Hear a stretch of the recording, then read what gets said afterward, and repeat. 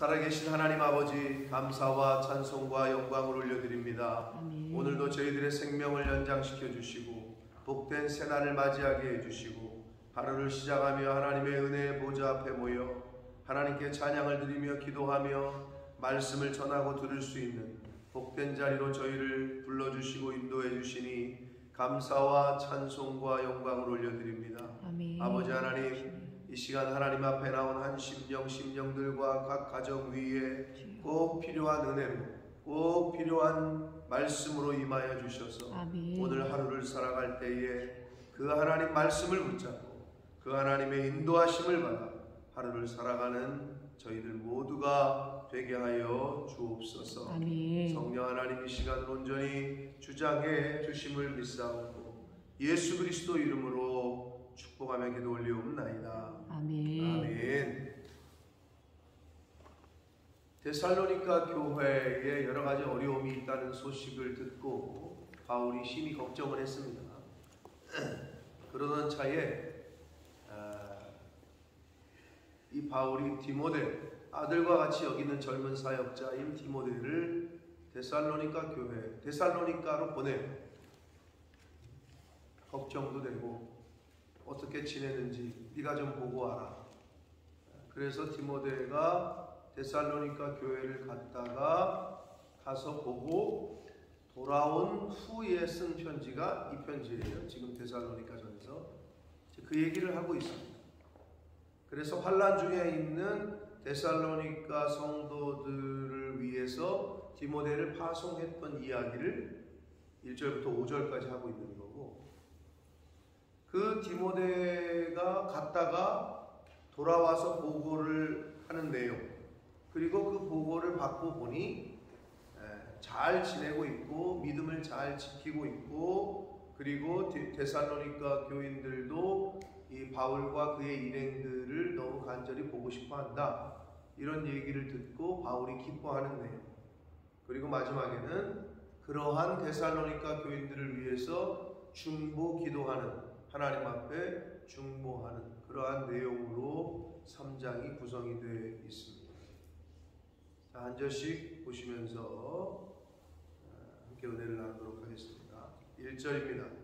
이러므로 우리가 참다 못하여 우리만 아덴에 머물기를 좋게 생각하고 우리 형제 곧 그리스도의 복음을 전하는 하나님의 일꾼인 디모데를 보내노니, 이는 너희를 굳게 하고 굳건하게 하고 너희 믿음에 대하여 위로하고 아무도 이 여러 환난 중에 흔들리지 않게 하려 함이라.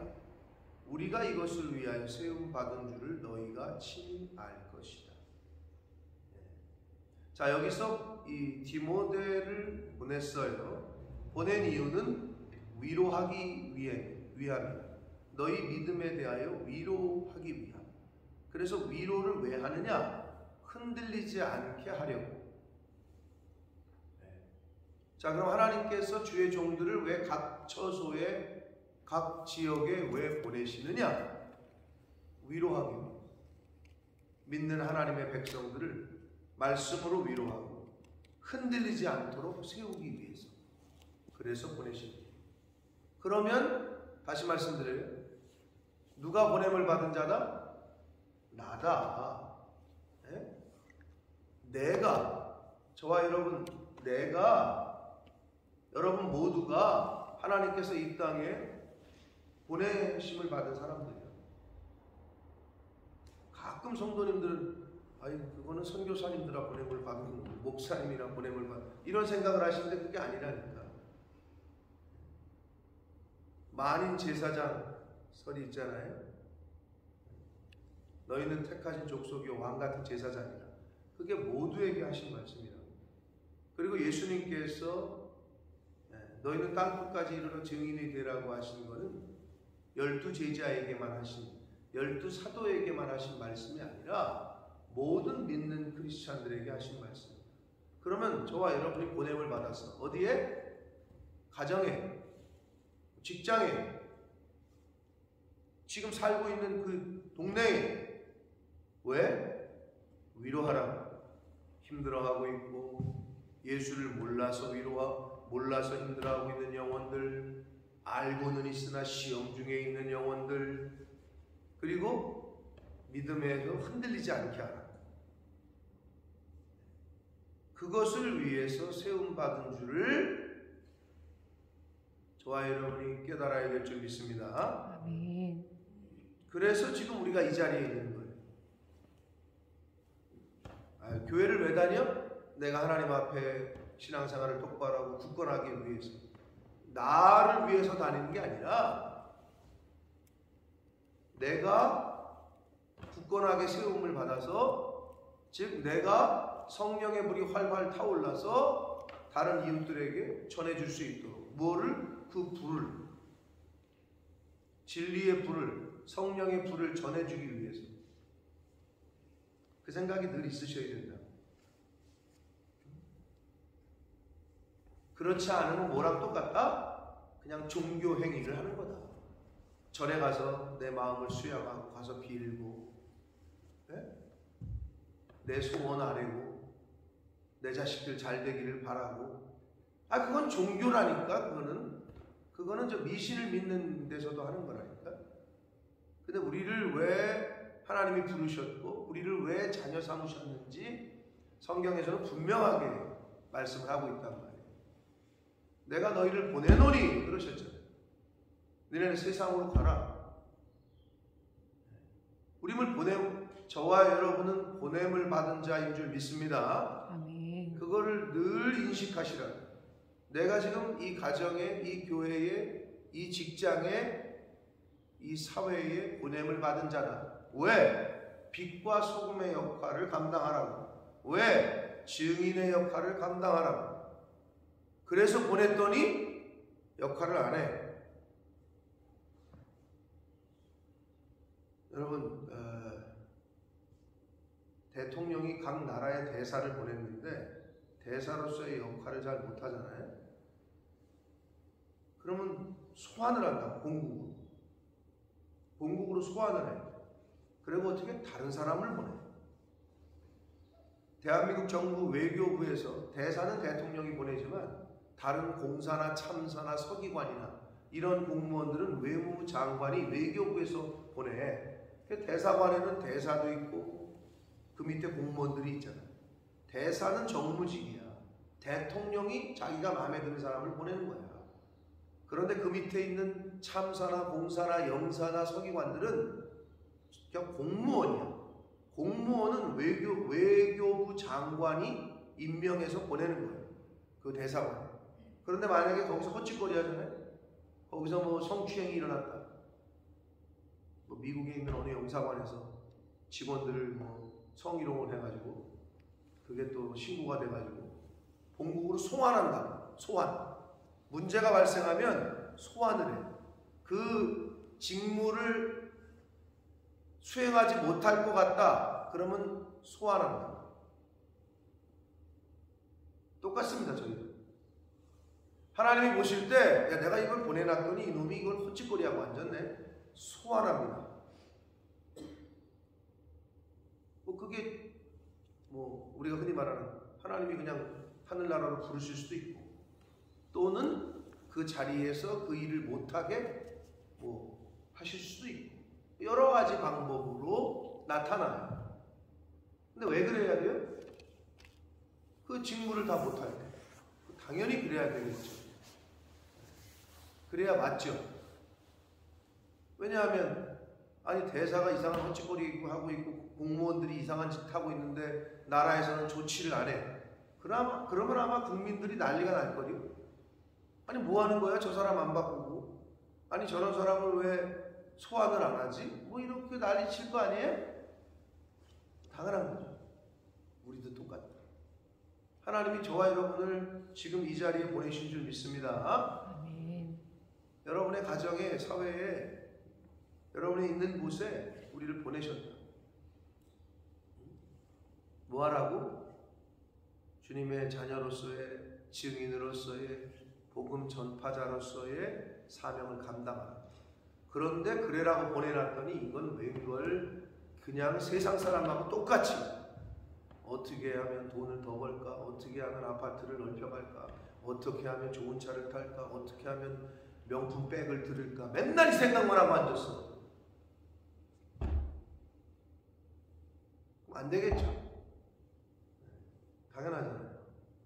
그러니까 우리의 아이덴티티, 우리를 누가 보내셨는지, 내가 이 땅에서 무엇을 해야 되는지, 이거를 여러분 분명하게 늘 생각하며 사셔야 돼요. 하루하루.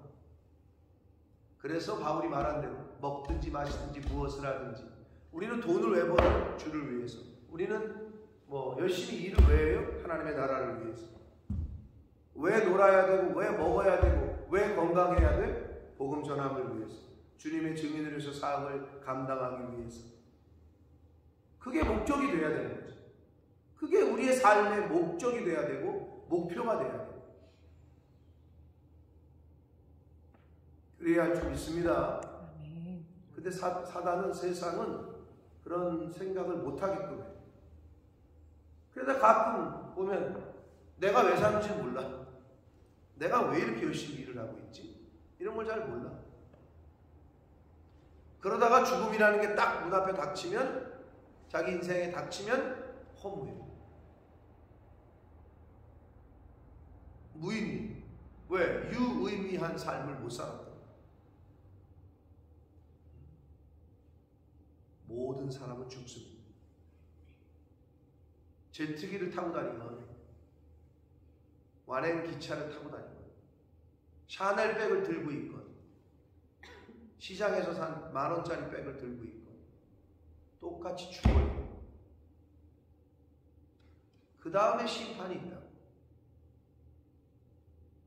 어떠한 삶을 이 땅에서 살 거냐? 이 땅에 살지만 땅의 것이 아니라 위의 것을 바라보고 찾는 삶을 사는 저와 여러분 되시길 축복합니다. 자, 그래서 보냈다는 거예요. 디모데를. 4절 봅니다. 우리가 너희와 함께 있을 때에 장차 받을 환난을 너희에게 미리 말하였다. 과연 그렇게 된 것을 너희가 안다. 이 말이 뭐예요? 바울이 데살로니가 교인들에게 복음을 전할 때, 야, 앞으로 이런 일이 닥칠 거야. 너희들에게 니네들이 복음을 듣고 예수를 믿고 교회 공동체를 세워감에 있어서 이런 일이 닥칠 거야. 미리 알려준대. 시험이 올 거고 환난이 올 거야. 알려줬어. 그런데 그렇게 된 것을 너희가 안다. 그렇게 됐다는 거죠. 그런 상황에 처해 있다는 거죠. 오늘날 저와 여러분에게도 똑같습니다. 하나님께서는 말씀을 통해서, 이 성경을 통해서, 그리고 또 주의 종들을 통해서 어떨 때는 공적으로, 어떨 때는 인디비주얼적으로 경고를 해요. 그렇게 하시면 안 됩니다. 이런 일이 닥칠 거다. 믿음으로 준비해야 된다. 대비해야 된다. 지금 그 생활 끊어야 된다. 그거 우선순위 바뀌었다. 이렇게 얘기를 해줘. 근데 실제로 그렇게 돼. 그러니까 미리 준비하라고 알려주시는 거 아니겠어요? 미리 대비하라고, 준비하라고. 그러니까 저와 여러분이 정신 똑바로 차려서 분별을 해야 돼요. 그렇지 않으면 환난이 닥치면, 시험이 닥치면, 시험 볼 때 준비하지 못한 사람은 어떻게 해요? 당황하잖아요. 오늘 시험이었어? 당황하지. 준비를 미리 안 해놓은 사람. 그러나 준비한 사람은 옅은 미소를 짓죠. 그래, 오늘 시험 봐야지. 내가 그렇게 준비를 했는데, 내가 어젯밤에 그렇게 단어를 열심히 외웠는데. 똑같아요. 영적으로.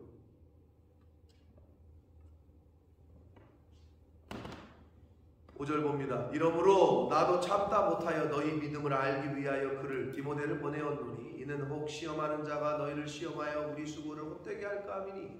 바울이 걱정을 한 거죠. 데살로니가 교회에 그런 여러 가지 환난과 시험이 닥쳤다는 소식을 듣고 걱정이 돼서 디모데를 보냈었다는 거예요. 6절, 지금은 디모데가 너희에게로부터 와서 이제 돌아온 거예요.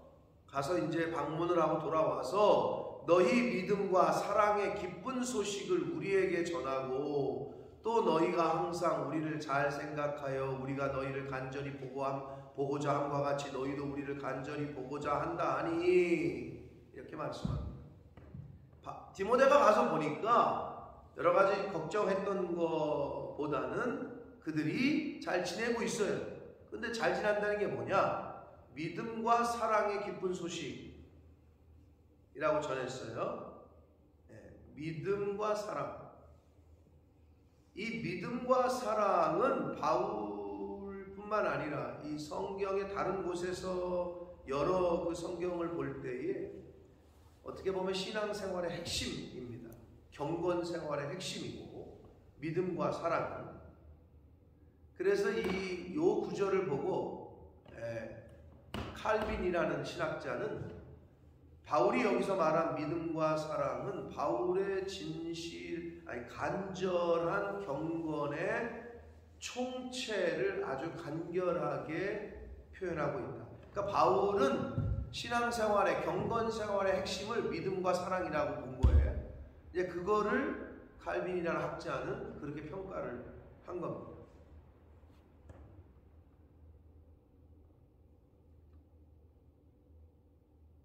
그래서 이 바울 사도가 갈라디아서 5장 6절에 보면 예수 그리스도 안에서는 할례자나 무할례자나, 즉 할례나 무할례는 효력이 없고 사랑으로 역사하는 믿음뿐이다 라는 표현을 했어요. 그러니까 할례를 받았건 못 받았건 그건 상관이 없고 사랑으로 역사하는 믿음뿐이다. 그러니까 사랑과 믿음이 바울이 강조하는 신앙생활에, 경건생활에 크리스찬들에게 있어야 될 아주 핵심적인 요소라는 거예요. 그랬더니 이제 디모데가 가서 보고 오더니 데살로니가 교인들에게 그 사랑, 믿음과 사랑의 기쁜 소식, 믿음을 잘 지키고 있었고 어려움 가운데에서도 서로 사랑하고 격려하고 이런 모습을 보고 왔다는 거죠. 그러니까 그거를 얘기를 해. 그걸 기쁜 소식이라고 표현한 거고. 7절 봅니다. 이러므로 형제들아 우리가 모든 궁핍과 환난 가운데에서, 바울 사도가 어려웠던 거죠. 뭐 매번 어려웠지만 계속 쫓겨다니죠. 언제 죽을지 모르죠. 그런 궁핍함과 환난 가운데에서 너희 믿음으로 말미암아 너희에게 위로를 받았노라. 이거는 목회자뿐만 아니라 여러분도 그러실 텐데 무슨 말이냐? 여러분, 목사는 어떨 때 위로를 받느냐? 말 그대로 복음을 전했는데 그 복음을 잘 지키고 신앙생활을 잘 한다는 소식을 들을 때, 그때 가장 기뻐요. 바울 사도도 그랬을 거고 저도 그랬거든요. 근데 여러분도 똑같을 거야. 만약에 여러분이 누군가를 품고 기도하다가 복음을 전했고 그래서 교회를 다니기 시작했고, 근데 그 사람이 이사를 갔는데 내가 전한 복음 전했던 그 사람이 이사 가서 이 사람 교회 안 나가지 어떡하지 이랬는데 나중에 소식 들리기를 그 교회 집사가 되고 권사가 됐더라. 그래 보신 적이 없어가지고 잘 그 기분을 모르실지 모르겠습니다만 분명히 있으실 거예요. 누군가에게 내가 복음을 전했어. 근데 그 친구가 불신자에서 복음을 영접했고 그리고 교회도 나오게 했고 레귤러리 이제 주의를 지키는 사람이 됐는데 어떻게 떨어졌는데 이사를 가든지 헤어졌는데 나중에 소식을 듣는데 그 교회의 기둥 집사가 됐다. 그럼 여러분 기분이 어떠시죠? 그거만큼 기쁜 소식이 어디 있겠어요? 지금 바울은 그 얘기를 하고 있는 거예요. 너희 믿음으로 말미암아 너희에게 위로를 받았다. 뭐 저희도 있죠. 여기 17년 사역 가운데 왜 없겠어요? 장년부 중에서도 있고 돌아간 청년들 중에서. 안타까운 소식은 뭐겠어요? 여기서 그렇게 열심히 신앙생활 잘했는데 한국 가서 교회를 정착을 못한 경우 너무 마음이 아프죠. 우리가 여기서 복음을 전하고 새신자 반응하고 그때는 제 아내가 했던 것 같은데, 그리고 세례까지 줬던 조미연이라는, 이 영상을 미연이가 볼지 모르겠는데 친구가 있어요. 여기 있을 땐 처녀였고 아가씨였고 한국 돌아가서 결혼을 했네. 근데 남편은, 그러니까 오래 예언에 하던 친구인데 남편은 기독교인이 아니었어요. 그래서 좀 걱정을 했죠. 여기서는 잘 세례도 받고 이제 복음을 막 받아들여서 이제 그렇게 갔는데 잘 다닐까? 그런데 이제 가끔 소식을 전해 오기를 목사님 딸 낳았어요, 아들 낳았어요. 애를 둘을 낳았더니 교회를 잘 정착을 했고 남편도 데리고 열심히 교회를 다녔고 남편이 아이를 안고 헌화식하는 장면, 유아세례인가? 아무튼 요즘은 유아세례 아니면 헌화식인데 그런 사진을 보내왔더라고. 그리고 최근에 남편이 세례를 받았다고. 세례식 사진을 학습받았다고요. 또 울컥한 거는 자기가 여기서 저한테 세례 받을 때 그 사진 하고 남편 세례 받는 사진하고 같이 보냈어. 그 가슴이 이상하더라고. 내 기분이. 나도 잊고 있었는데 그거를 두 개를 합쳐가지고 보냈더라고. 바울의 이 심정이 저도 충분히 이해가 됩니다. 너희 믿음으로 말미암아 우리가 위로를 얻었다. 근데 그런 소식을 들으면 정말 힘이 나죠. 위로가 되고 격려가 되고 똑같다는 거죠. 아마 여러분들 누군가에게 복음을 전해서 그 친구가 교회를 다니게끔 했는데 나중에 헤어져가지고 소식을 들었는데 진짜 신앙생활 열심히 잘하고 그 교회에 아주 잘 정착을 하고 이런 소식을 들으면 아마 기쁘실 거예요. 기쁘셨을 거예요.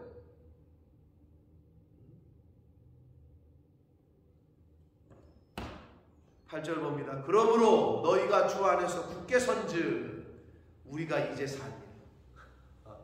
아주 표현을 아주 그냥 너무 저기하게 했는데, 자, 이 말은 뭐냐면 너희가 주 안에서 굳게 신앙생활을 잘하고 있은즉 우리가 이제 살리라. 이 말은 기쁨과 안도의 상태로 회복된다는 정서적 의미를 이렇게 표현했는데, 한국 이 성경을 번역할 때 살리라 이러니까 그전에는 근데 충분히 여러분이 이해하실 거예요.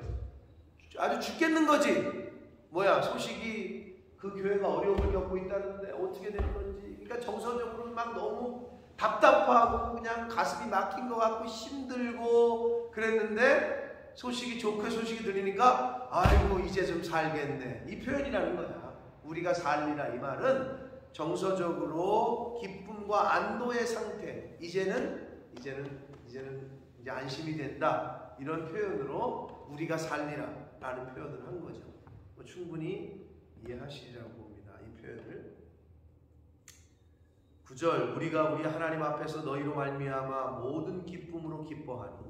너무 기쁜 거예요. 지금 바울이 데살로니가 교회 성도들의 소식을 듣고 나서 너희를 위하여 능히 어떠한 감사로 하나님께 보답할까. 자, 이 말은 뭐예요? 데살로니가 교인들의 그렇게 신앙생활을 믿음과 사랑을 지키고 있는 건 하나님의 은혜라는 거죠. 그래서 어떻게 우리가 하나님께 보답할까? 그러니까 데살로니가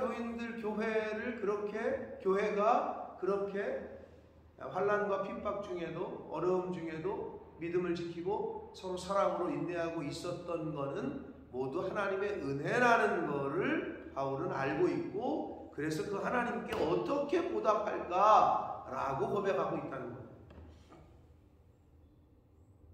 그러면서 주야로 심히 간구함은 너희 얼굴을 보고 너희 믿음이 부족한 것을 보충하게 하려 합니다.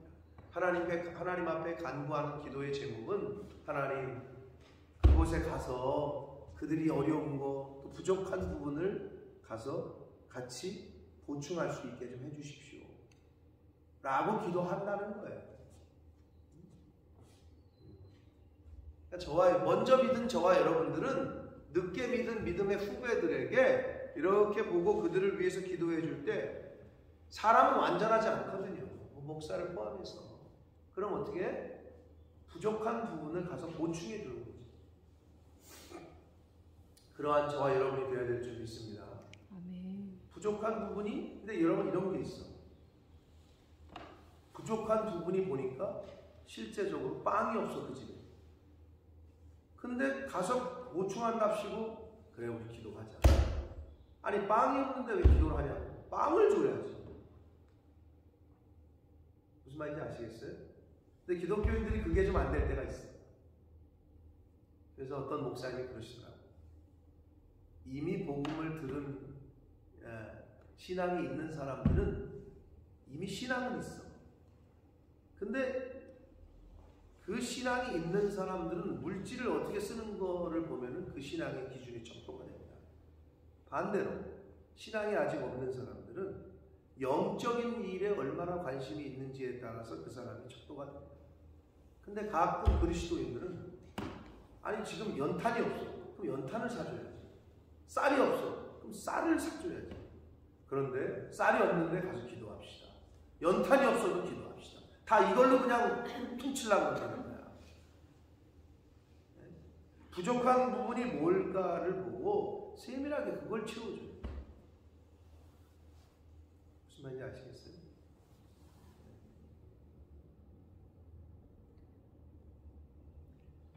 하나님이 우리를 먼저 은혜를 주시고 예수를 믿게 하시고 먼저 복음을 듣게 하시고 그럼 아직 뒤따라오는 믿음의 후배들과 아직 안 믿는 넌 크리스찬들에게 결국은 우리가 그런 통로, 그런 브릿지 역할을 해야 돼요.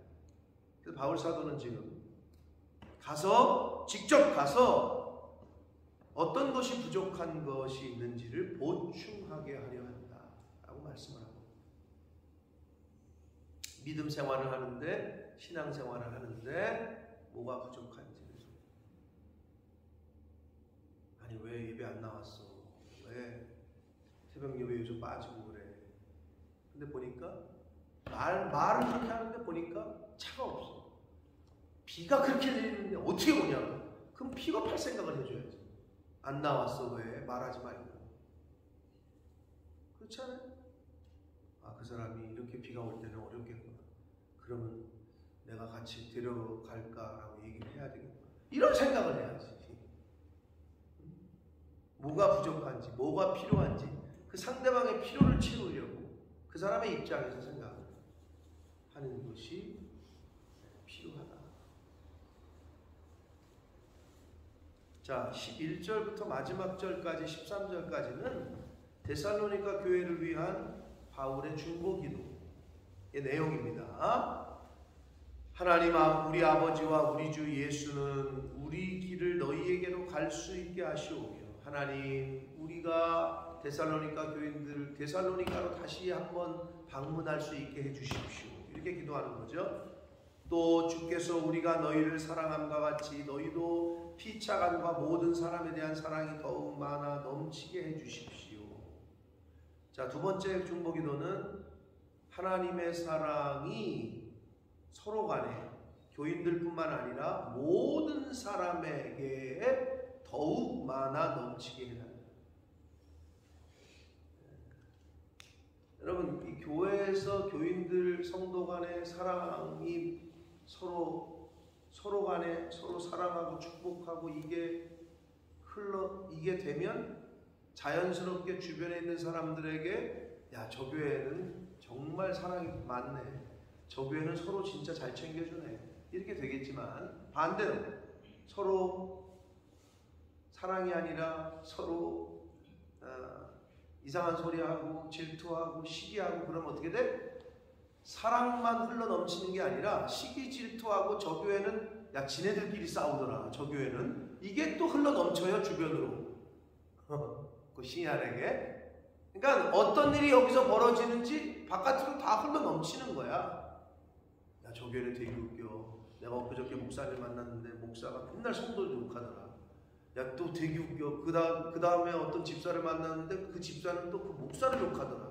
도대체 그 교회는 뭔지 모르겠어. 이렇게 돼버리면 이거는 뭐 그러니까 우리끼리 여기서 어떠한 모습이 있는지 그 모습이 다 흘러 넘쳐요 주변으로. 당연히 그렇겠죠.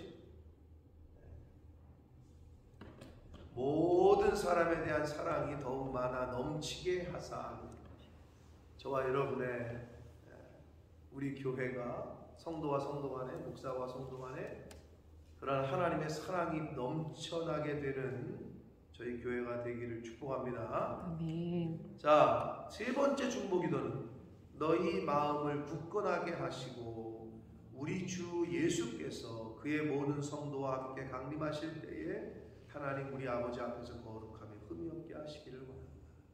마지막은 한마디로 예수님 재림하실 때에 모두가 다 하나님 앞에 서고 함께 천국에 가기를 원한다 이 말이에요.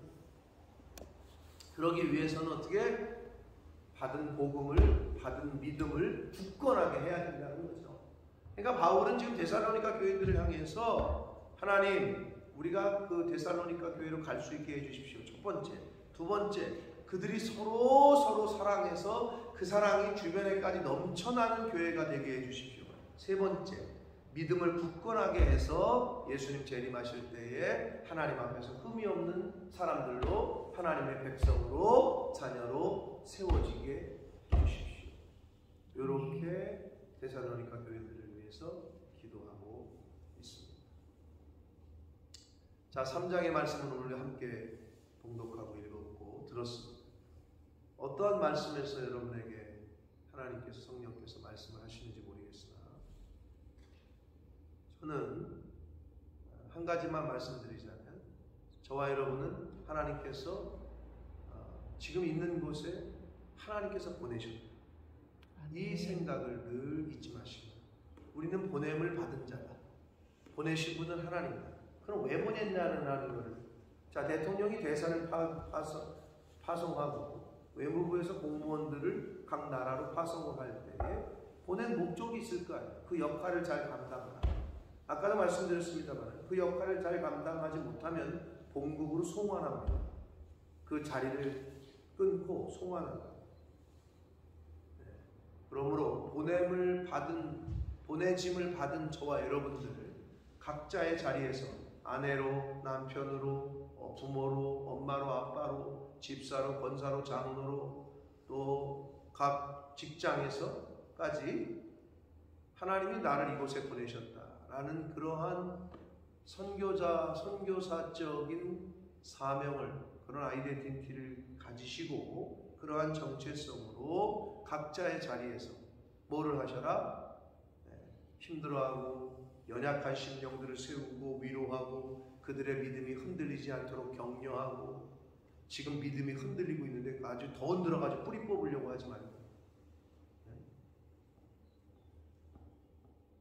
격려하고 축복하고 세임을 주고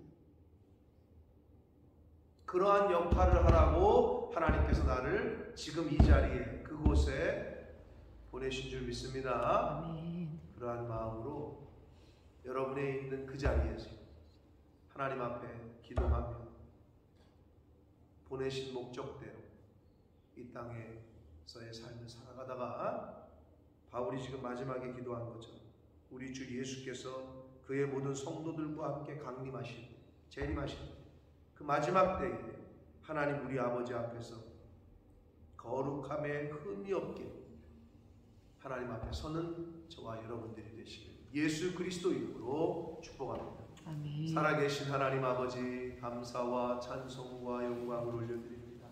아버지 감사합니다.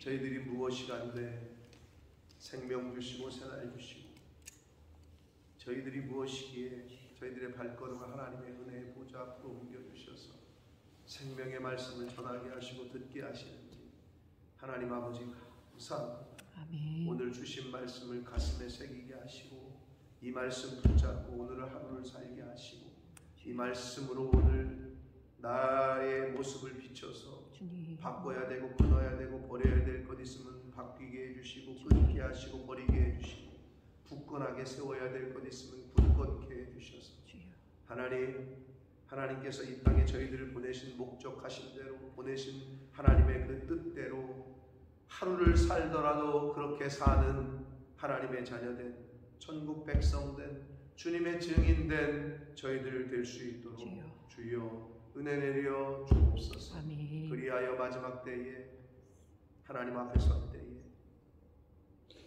후회하는 인생이 아니라 주님.